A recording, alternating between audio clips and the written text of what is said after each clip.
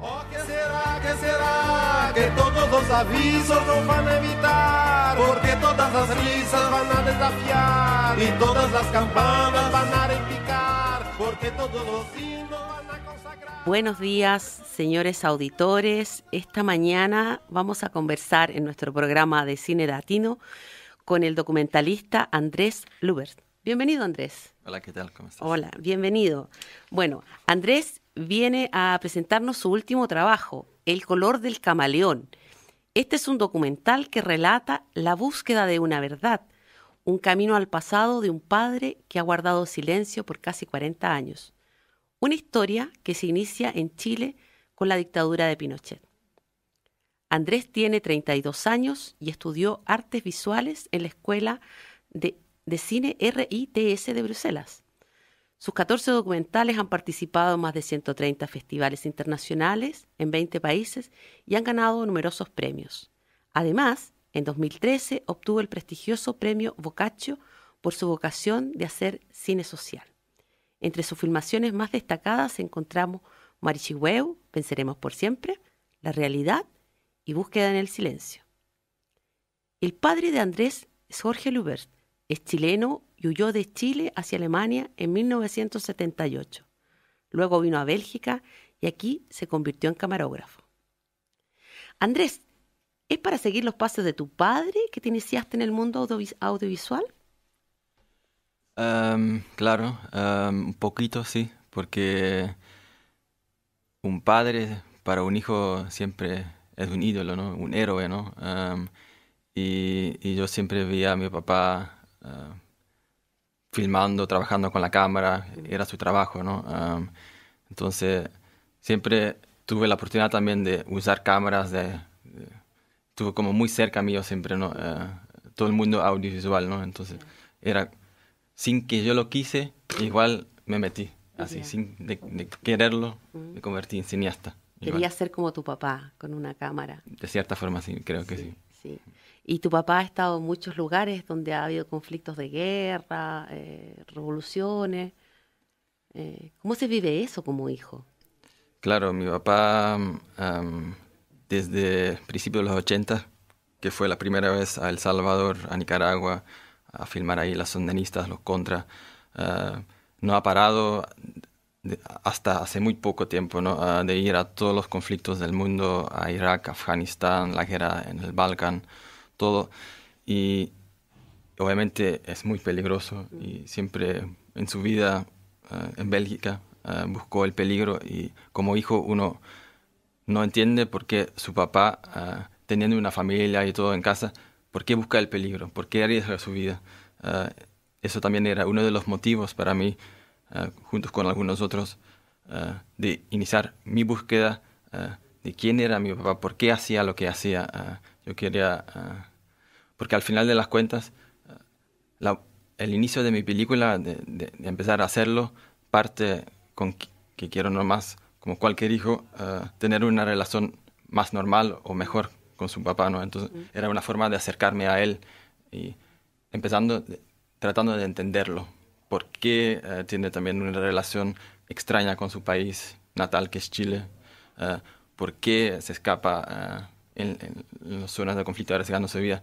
¿Por qué sufre insomnio? ¿Por qué no puede dormir anoche? Todas esas cosas lo veía de niño, de adolescente, ¿no? Y lo quería tratar de entender de alguna forma, ¿no? Claro. ¿Y tu papá se hablaba de Chile en tu casa o no? Yo crecí como en un entorno muy latinoamericano, de reuniones, fiestas, los talleres, todo eso. Entonces, siempre igual estaba muy presente.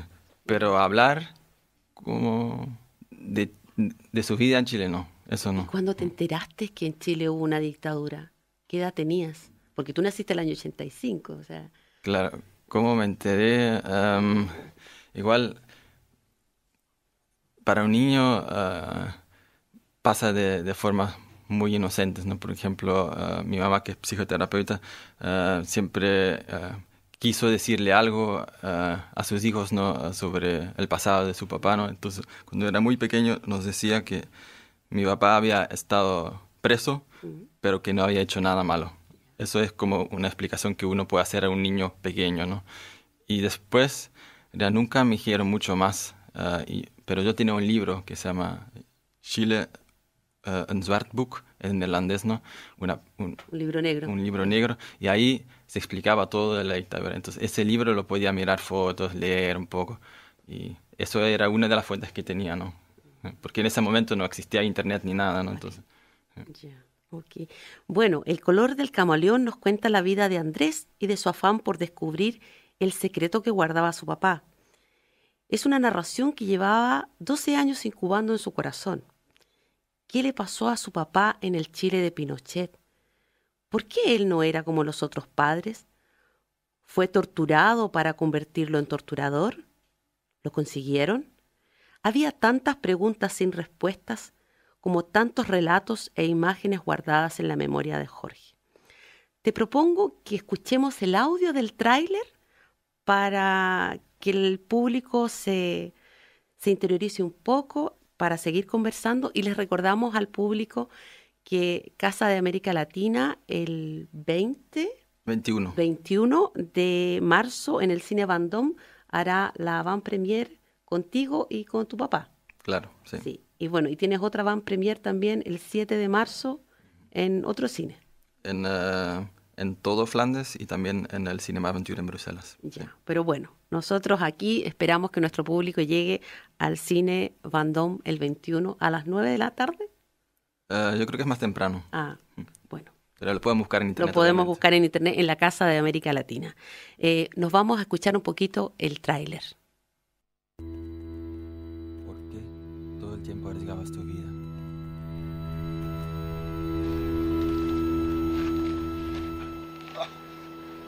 Es casi un milagro que aún respires.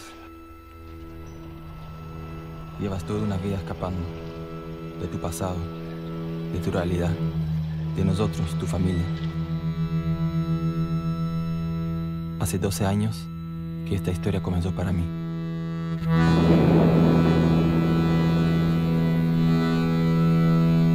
¡Compañeros ejecutados políticos! ¡Presente! ¡Compañeros ejecutados políticos! ¡Presente! ¡Ahora! ¡Y siempre!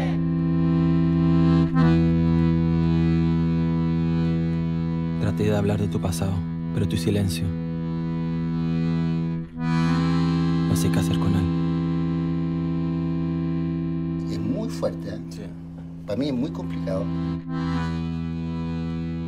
Aquí dice, ensayar a matar con y sin armas.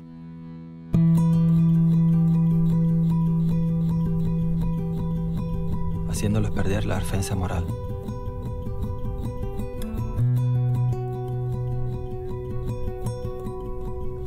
¿Quién no acredita que me vio que yo hice desaparecer a alguien? Usted era el jefe de la DINA, como lo acaba de decir. Exacto. Usted dio órdenes.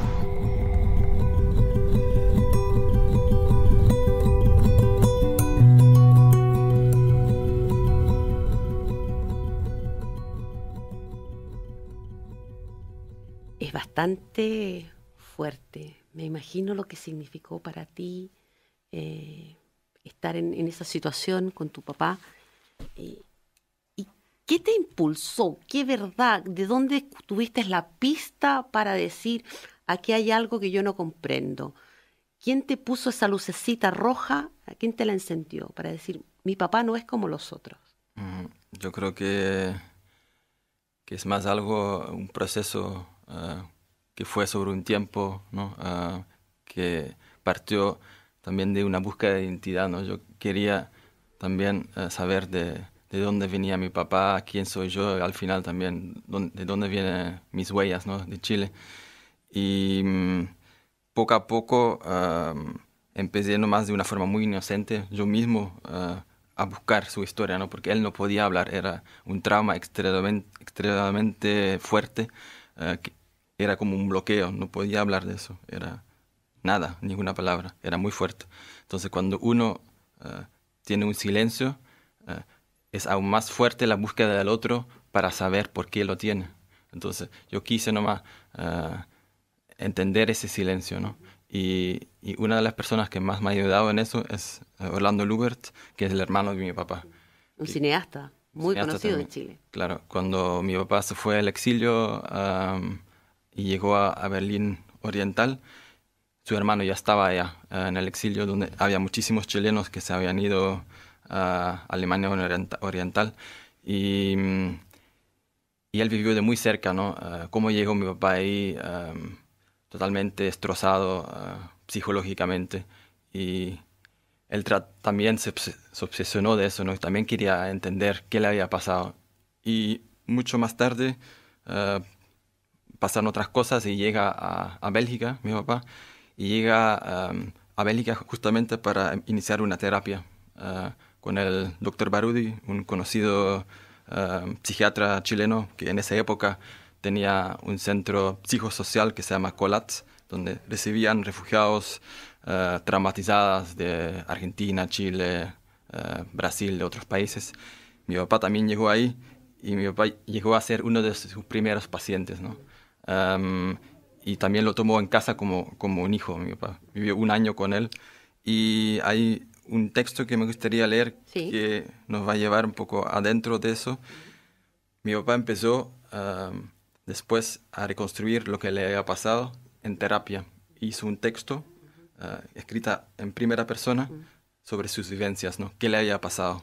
Es como una reconstrucción terapéutica, ¿no? Y voy a leer un texto que mi papá escribió en relación con eso.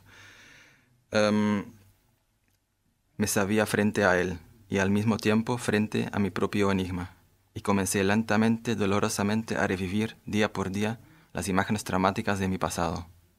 Nombres, militares, situaciones desagradables, mi identidad casi perdida, la sensación y el olor de la muerte, túneles, casas acondicionadas para la tortura, animales con figura humana que tenían el poder de atormentar y de pisar la vida.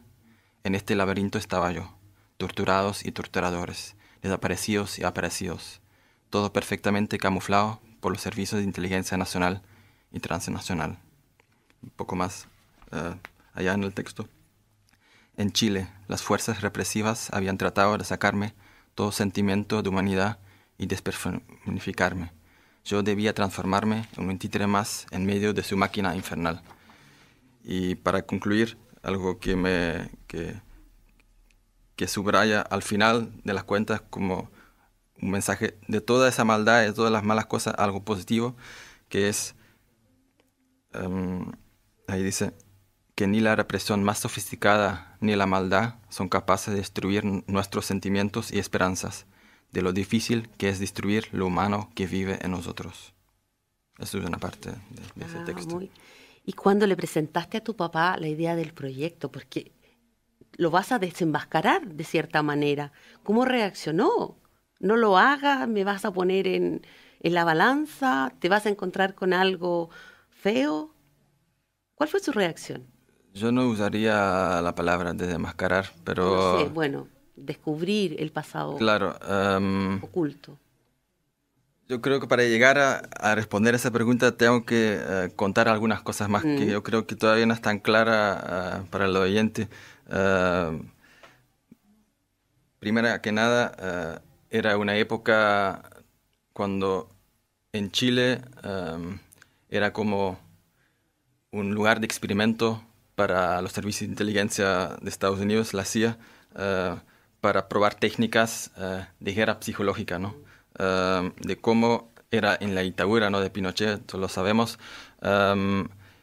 y querían probar métodos de guerra psicológica que todavía se usa. Una de las primeras es herramientas de crear el miedo, ¿no? Tratan de crear un estado de terror, de miedo, para que tú no te opones al régimen, al aparato, ¿no?, para decirlo de esa forma. Entonces había primero el desaparecido, significa que no solo te van a matar con balas, pero también te van a desaparecer. Es lo peor que se puede hacer, porque ese pensamiento, la familia, hasta no encontrar el cuerpo después de la persona que han desaparecido, no encuentra más paz. Y así afecta a miles y miles de personas más. Y es una de las cosas como que se experimentó en Chile, ¿no?, la influencia de la CIA. Otras cosas que hicieron, por ejemplo, es que todavía se usa, y es algo terrible. En Chile fue un caso que es el degollado, que no solo te van a matar, pero también te van a cortar la cabeza y vas a morir de una forma terrible. Hoy en día lo podemos ver, IS, Daesh, hace lo mismo. Son técnicas de guerra psicológica que se perfeccionan, que se repitan. Y entonces ese es el contexto, ¿no? Sí. Entonces mi papá era un joven estudiante de 20 años que tuvo la mala suerte de estar elegido para un experimento. Es un experimento, como lo llaman, de deshumanización. Quieren sacarte lo humano para que tú también después puedas hacer cosas inhumanas, ¿no? Entonces le querían convertir de una forma muy refinada, experimental, contra su voluntad, ¿no?, en un agente de la CNI, ¿no?, que era el Servicio de Inteligencia de Represión durante la dictadura, ¿no? Y eso consistía en, por un lado, la manipulación psicológica todo el tiempo. Entonces significa que te torturan, amenazan a tu familia, te hacen un entrenamiento de armas, de espionaje, lavado de cerebro también. Son muchas cosas que poca gente sabe que se utilizó en Chile. Una de estas cosas es un lavado de cerebro lo más sofisticado que existía en esa época, y poca gente sabe que existió, que es tipo naranja mecánica. Significa que, también es una película, ¿no? Significa que te ponen unas cosas en tus ojos que no puedes cerrar más los ojos, te ponen drogas y todo, y te muestran películas durante horas y horas y horas, hasta que pierdes la noción del tiempo y todo eso. Y es una forma de acondicionarte a ver imágenes terribles. Te muestran imágenes lo más terribles que hay durante horas y horas y horas, como una forma de quebrarte al final, de por dentro sacarte nomás tu alma casi, ¿no? Y son todo cosas que hicieron con mi papá. Y para responder ahora a tu pregunta, porque es mucho más complicado. Sí, por eso. Es que solo esa pregunta. Me gusta que lo hayas explicado ahora tú, te respondo como hijo. la pregunta. Entonces, él, como persona, contra todas las indicaciones o todo lo que uno piensa que es posible, se resiste contra una maquinaria que tú no puedes ganarle. Él también lo dice. Tú puedes resistir, pero al final ellos ganan, ¿no? Pero él resiste, no quiere, y todavía lo tiene dentro de él, ¿no? Tiene una cosa de sobrevivencia, un instinto muy, muy fuerte. Y al final igual logra escaparse. Tiene el coraje, o también por otras cosas toma la decisión de irse y le ayudan y todo. Pero es otra pregunta, tal vez. Eso. Sí, a mí ¿cómo se llama? Me llamó la frase siguiente mucho la atención en tu documental. Tú le dices a tu papá, si no te presionara para hablar, esta sería una película muda. ¿Te costó mucho conseguir que tu papá hablara, que te contara? Porque en la película se ve que a veces ya, déjate, terminemos, no más, está bien por hoy día. Claro, yo creo que cuando uno experimenta un trauma muy severo, es como alguien que ha sido violada o otros tipos de traumas de maltrato, es muy, muy difícil después poder hablar de eso. Y a veces es todo un proceso también para la persona de sanación, ¿no? Entonces, durante mucho tiempo, él no pudo hablar. Era un bloqueaje. Y al inicio no lo entendía, pero sí después lo entendí que igual en otro momento de su vida estaba listo para... Por eso iniciamos la película al final, ¿no? Porque llegó a una cierta edad que igual quería contar su historia, aunque era muy difícil.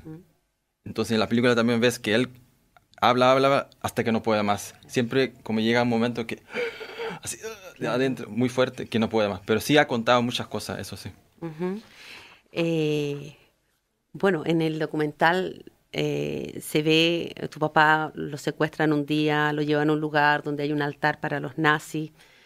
¿Tú crees que había alguna relación que hicieron estos tipos? Pensaron, este señor o este muchacho viene de familia alemana, por aquí podemos conseguir que que colabore o no? Yo creo que bastante más complicado. Las personas del servicio de inteligencia que eran influenciados por los nazis eligen siempre no extremos.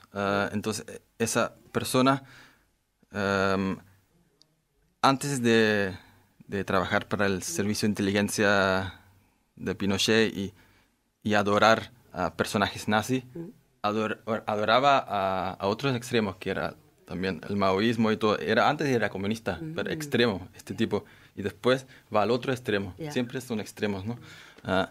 Y es nomás de esta gente tenían adoraciones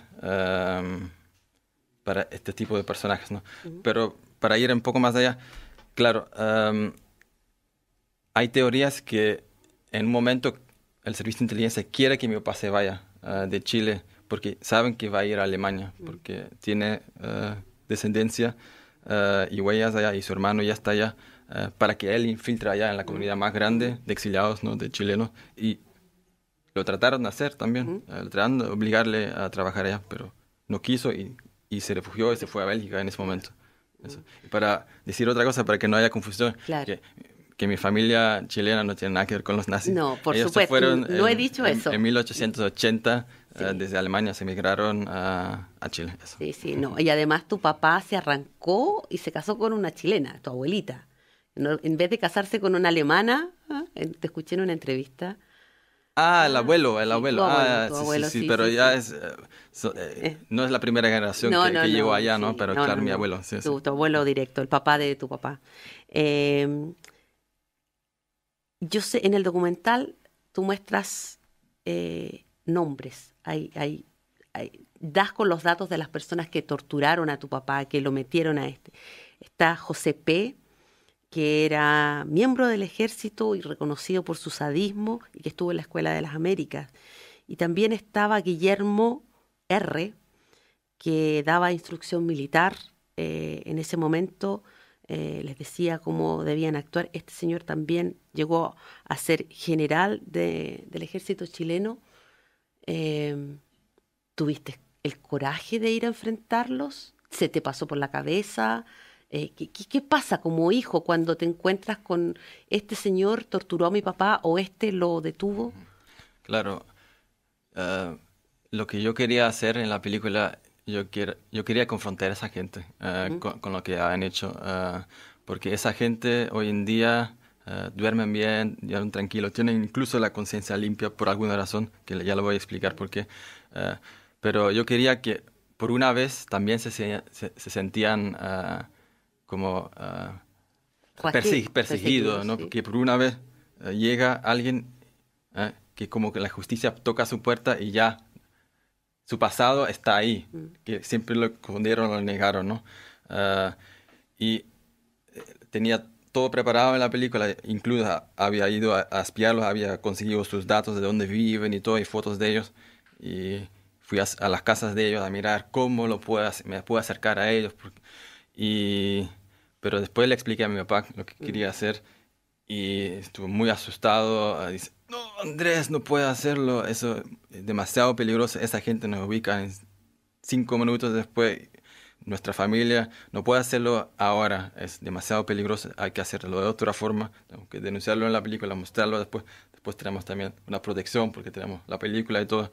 Entonces, al final no lo hice, pero yo tenía algo dentro de mí que tal vez no era buena idea, bien que mi papá me convenció de no hacerlo, pero algo en mí quería hacerlo, como confrontarlo, o sea, Claro. eso. Pero yo creo que es muy importante decir que, por ejemplo, José P. era un tipo de prototipo de lo que es un agente. Son gente que tenían una doble vida, tenían 2 nombres, tenían una chapa, 2 nombres diferentes para que la gente no lo reconociera después. Tenían una vida familia muy buena para la familia, eran todos extremadamente religiosos, súper creyentes. Eso era una forma para limpiar sus pecados, hacían cosas terribles, después iban a rezar y estaban libres de sus pecados. Y de esa forma funcionaba la gente, ¿no? Entonces, por un lado eran bestias y por otro lado eran padres de familias. ¿Sí? Y bueno, ¿tu papá ha declarado en algún juicio de derechos humanos en Chile o está dispuesto a hacerlo? ¿O crees que cuando se presente este documental en Chile, es por eso que no damos los nombres de las personas, de José P. y de Guillermo R., hasta que la película no salga en Chile? ¿Tú crees que este documental va a abrir una puerta para saber más, para acusar a esas personas? Claro, curiosamente mi papá ha declarado en algunos juicios de derechos humanos, pero no en su propio país. Él trabajó durante muchos años como camarógrafo en zonas de conflicto, ¿no? Y ahí trabajó incluso para servicios de inteligencia europea para filmar cosas, para denunciar cosas. Pero llegar a denunciar su propio pasado todavía no ha podido, porque es otro paso más en un proceso, ¿no? Que puede ser que a futuro lo va a poder hacer. Pero lo que sí quiero hacer con la película, y creo que vamos a lograrlo, es denunciar a lo que pasó y a los personajes cómplices a través de la película. Entonces, cuando va a salir en Chile, van a salir en los medios, se van a saber los nombres de esta gente, van a estar asustados por primera vez en su vida tal vez, y ojalá otras personas, víctimas, reconocen a estas personas y lo denuncian también. Eso. Me parece muy, muy loable tu gesto como hijo de querer perseverar en esta búsqueda de la verdad de tu familia, de tu papá, pero también de la verdad de un país. Y bueno, si es posible desenmascarar a estos señores que son buenos padres de familia, como dices tú, a través de tu documental, me parece muy, muy bueno. Y ya nos pilló el tiempo. Antes de irnos con la canción de la película, ¿cómo es tu relación hoy día con tu papá? Ahora puedo decir que tenemos una relación más normal, ¿no? De padre e hijo. Él me ha compartido su secreto más grande, ¿no? Y yo después con el mundo, ¿no? Entonces es como una confianza, ¿no? Que me ha dado eso, ¿no? Entonces fue todo un proceso de acercarnos, de conocernos en un viaje muy intenso, de reconstruir su pasado, ¿no? Entonces sí, ahora es muy diferente. Estoy muy feliz y él también. Y ha sido también un proceso de sanación para los dos muy importante. Y también quiero decir a los oyentes que nos pueden buscar en Facebook, es El Color del Camaleón Film. Pueden seguir todas las noticias de la película que se va a mostrar en todo Flandes y Bruselas durante el mes de marzo. Ya, bueno, yo les puedo decir que vi la película, es divertida dentro de tanto dolor. A mí me llama la atención que tu papá te da como tips, como ideas. Así que haz esto, haz lo otro. Y bueno, hay risas también y creo que eso también es parte de la sanación. Gracias, Andrés, por estar aquí. Yo no sé si tendremos tiempo de terminar con un tema del documental para salir un poco más aliviados de acá. Solo voy a decir una frase más, que es: el amor es más potente que el horror. Seguro que sí. Yo no sé si en el número 4, si podemos escuchar El Color del Camaleón de Ricardo González. Buenas tardes, señores auditores, y nos vemos el próximo mes. Bueno, muchísimas gracias. A ti, gracias por venir. Al engaño de un infierno terrenal, la tortura de su mente le robó su identidad. Encadenado por el miedo, privado de libertad, un conflicto verdadero, el abandono de su hogar. Camaleón, ¿cuál es tu color? Enfrenta tus dolores y sé libre. Por los ojos de su alma, a la muerte de cerca ha visto, y su llanto ha sido el tuyo, su dolor el de todos. El camino del destino lo ha alejado de sí mismo, cierra el ciclo de lo vivido, de un recuerdo sin sentido, camaleón. ¿Cuál es tu color? Enfrenta tus dolores y sé libre, camaleón. Encuentra tu perdón. El amor existe dentro tuyo. Las dualidades de su vida, el reflejo de su ser, abrir las alas, alzar el vuelo.